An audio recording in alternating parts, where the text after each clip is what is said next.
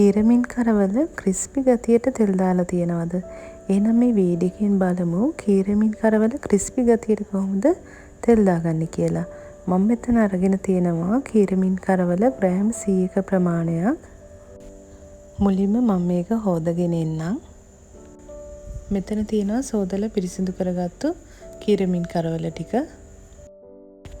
කීරමින් කරවල තෙල් දාද්දී ඔයාට ක්‍රිස්පි ගතියට රසට තෙල් දාගන්න ඕනේ නම් ඔයා මුලින්ම කරන්න ඕනේ තෙල් තාච්චියක් අරගෙන තෙල් ටිකක් වැඩිපුර දාලා මේ කීරමින් කරවල ටික ටික දාලා හොඳට ගැඹුරු තෙලේ බැද ගන්න ඕනේ. මේ තෙල් ගොඩාරියක් ඕනේ නැහැ. මේ වගේ තෙල් ප්‍රමාණයක් දාලා එක සැරයකට කීරමින් කරවල 4-5ක් වගේ දාලා මේ බැද ගන්නවා. එතකොට මේ හොඳ ක්‍රිස්පි ගතියට කීරමින් කරවල ටික බැද ගන්න පුළුවන්. මේ විදිහට කීරමින් කරවල ටික ටික එකතු කරලා ඔක්කොම ටික බැද ගන්න. ඔයා කීරමින් කරවල ටෙම්පරාදුවක් හදද්දී කවදාවත් මෙන්න මේ කීරමින් කරවල බැදපු තෙලටම ටෙම්පරාදු කරන අනිත් දේවල් දාලා හදන්න යන්න එපා. මේ බලන්න කරවල බැද්දම ඒ තෙල අර කළු පාට වගේ ගතියක් යනවා. එතකොට අපි මේ තෙලටම ලූණු රම්පේ කරපිංචා දාලා බැද්දම ඒ කීරමින් කරවල ටෙම්පරාදුව එච්චර ලස්සනට එන්නේ නැහැ. ලස්සන පාටකට එන්නේ නැහැ. ඉතින් අනිවාර්යයෙන්ම කීරමින් කරවල ටික මේ විදිහට වෙනම බැදගෙන ඊට පස්සේ ඔයා ටෙම්පරාදුව හදන්න පටන් ගන්න. එහෙම වුණාම ඔයාට රසවත් ක්‍රිස්පි ගතියට කීරමින් කරවල ටෙම්පරාදුව හදා ගන්න පුළුවන්. අවශ්‍ය වෙන දේවල් මම මෙතන සඳහන් කරලා තියෙනවා.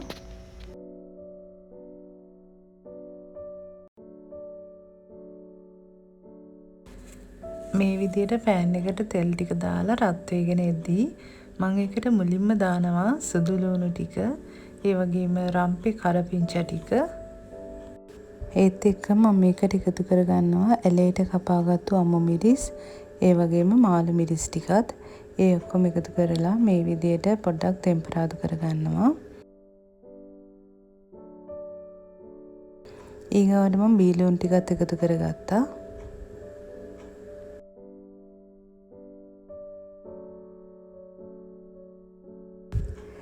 දැන් මම මේකට එකතු කරනවා කෑලි මිරිස් මේසැඳි එකමාරක්, ඒ වගේම මිරිස් කුඩු තෙහෙන්දක්, කහ කුඩු තෙහෙන්දි කාලක්. කරවලවල කොහොමද ලුණු තියෙන නිසා ලුණු එකතු කරගනිද්දි පරිස්සමෙන් එකතු කරගන්න. මම ලුණු කුඩු ඊටාම ස්වල්පයක් තමයි මෙතනදී එකතු කරගත්තේ. මේ විදිහට හොඳට කලවම් කරන ගමන් ටෙම්පරාදු කරගන්න. ඔන්න ඊගාවට මම එකතු කරගන්නවා අපි කලින් බැදගෙන තියාගත්තු කීරමින් කරවල ටික. ඒකත් එකතු කරලා මේ විදිහට කලවම් කරගන්න.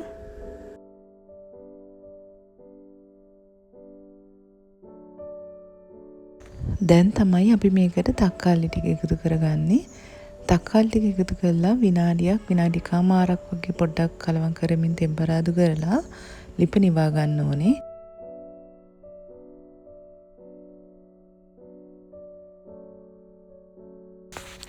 ලිප නිවා ගත්තයින් පස්සේ දැන් මම මේ කරවල ටෙම්පරාදුවට පොඩි දෙහි බෑයක ඉෂ එකතු කරනවා.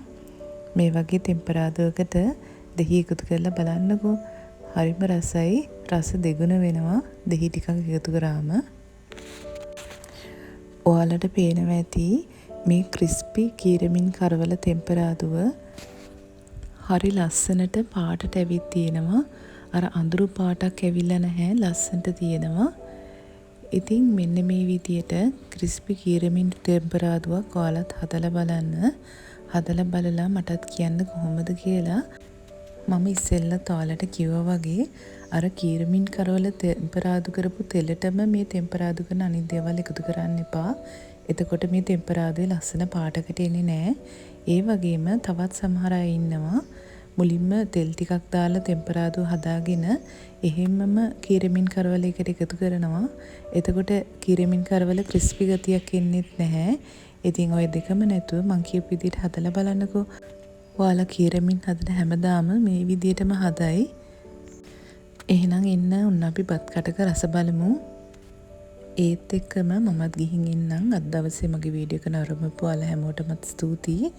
ඒ වගේම තවත් මේ වගේ වීඩියෝස් බලන්න මගේ channel එක like කරලා subscribe කරලා තියාගන්න.